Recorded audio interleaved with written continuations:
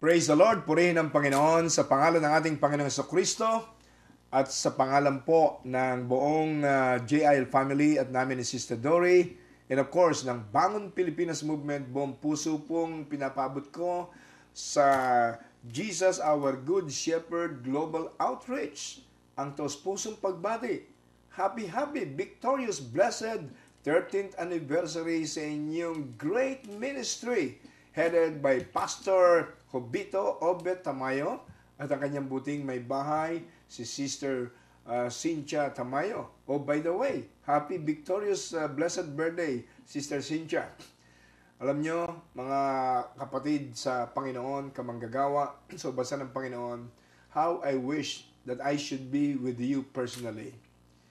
Habang ako'y nananalangin sa Diyos kung anong sasabihin ko sa inyo, naramdaman ko sa aking puso ang galak sa puso ng Diyos at pagmamahal sa bawat sa inyo. At congratulations, sa loob ng 13 taon, alam kong hindi nagpabaya ang Panginoon sa bawat isa sa inyo. God is so faithful. His covenant to you is everlasting. And I cannot help but rejoice with you as you celebrate your 13th anniversary. Purihin ang Panginoon. Sa loob ng 13 taon, alam ko, ginawa ninyo ang inyong magagawa upang matupad ang glorious calling ng Panginoon sa inyong lahat.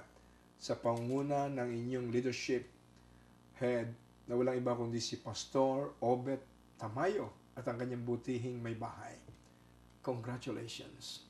Sa buhay na ito, gusto kong sabihin sa inyong nasa puso ko, wala nang pinakamagandang bagay na maaaring mangyari sa buhay ng isang tao sa buong planet Earth kung hindi yung ikabuhay niya ang perfect will ng Diyos sa kanyang buhay. Alam nyo, si Brother Eddie, naranasan ko na ang lahat ng uri ng buhay.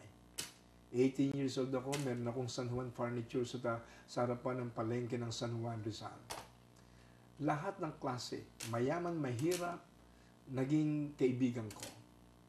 Naranasan ko rin ang mamundok dahil sa anong martial law, naranasan kong makulong ng 2 beses, naranasan kong mabaril, nagisa ng granada, naranasan ko ang halos lahat ng klase ng buhay. Pero alam nyo, pinakamasarap na sa lahat, yung nabubuhay tayo sa gitna ng kalooban ng Diyos. Ano man ang calling ng Diyos sa ating buhay, ganapin natin ng may buong pusong pagmamahal at katapatan sa Kanya. We don't need to please the eyes of men.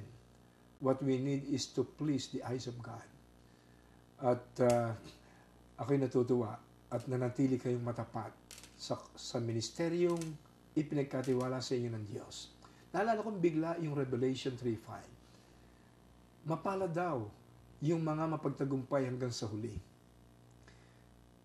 Nanatiling matapat sa Diyos. Ang pangalan ninyo hindi ko buburahin sa aklat ng buhay sa langit.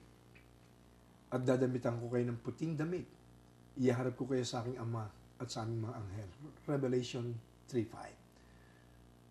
Sabi ron, maliwanag ang sabi ron, those who overcame until the end, I will not blot out their names from the book of life. And I will dress them up with white and present them to my Father and to our angels, Jesus Christ said. Kaya congratulations sa inyong katapatan. Alam kong dumanas kayo ng iba't ibang uri ng pagsubok sa buhay, trials. Pero God's grace is sufficient for you. And I just want to reiterate this to you right now. I sense this in my spirit.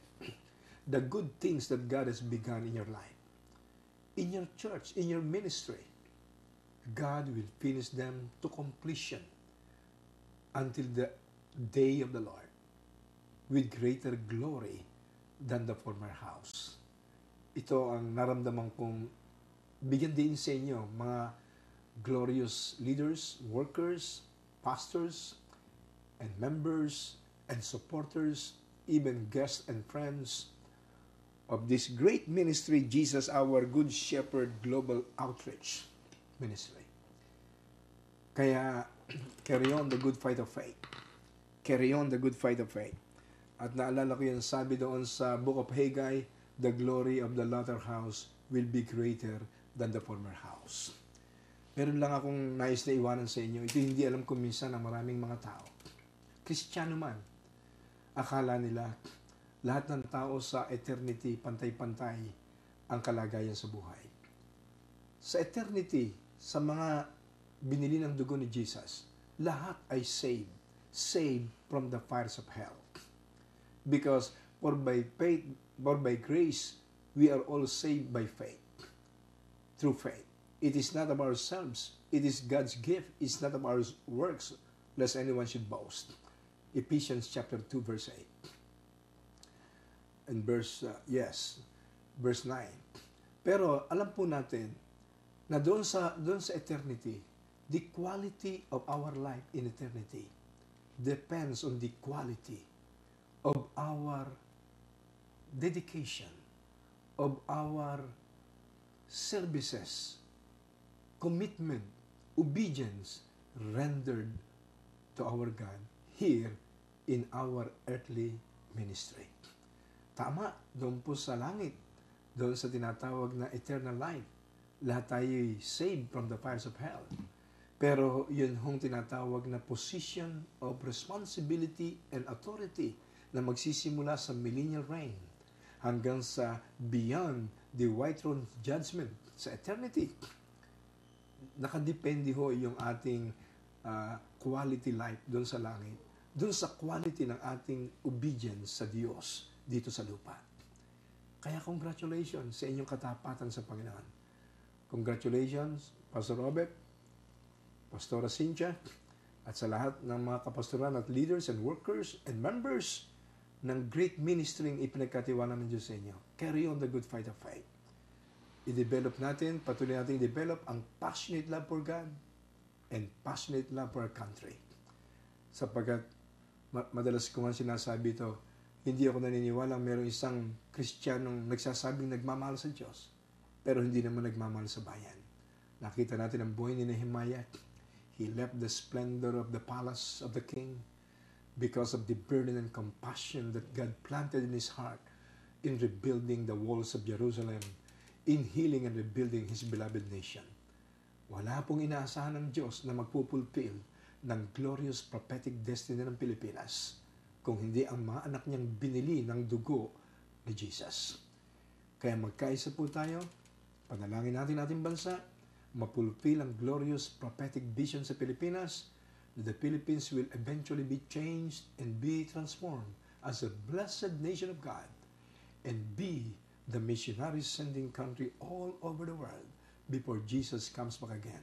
Mangyayari yan kapag nagkaroon ng transformation ng Pilipinas at nabalik ang moral ascendancy ng lahing Pilipino before the eyes of international community of nations. At i-welcome ng mga bansa ang Pilipinas, ang mga Filipino missionaries, hindi na sa isang bansang pinagtatawanan, laughing stock of Asia, most corrupt country in Asia, most dangerous country among the journalists, for the journalists, kung di ang Pilipinas ay mababalik sa dating kinalagyan, the pearl of the Orient, the number one country in Asia, and the most blessed nation in this part of the world. Hallelujah! Na maging inspirasyon din ng Israel, maging inspirasyon ng various countries of the world, regardless of political and religious persuasions. Ang mahalaga, tayo maging modelong Kristiyano ang bansa sa mata ng mundo at may bibigyan natin kay Jesus ang pinakamataas na antas ng papuri at kaluwalhatian at parangal. Again, sa pangalan ng JIL Worldwide Movement at na aming pamilya ni Sister Dory, and of course, ang Bound Pilipinas Movement, bumabati kami sa inyong lahat, Pastor Obito, Obet Tamayo, and Sister Cynthia, and to all your leaders and workers and members and supporters, happy, victorious, blessed 13th anniversary. Mabuhay kayong lahat. God bless you all, and God bless the Philippines.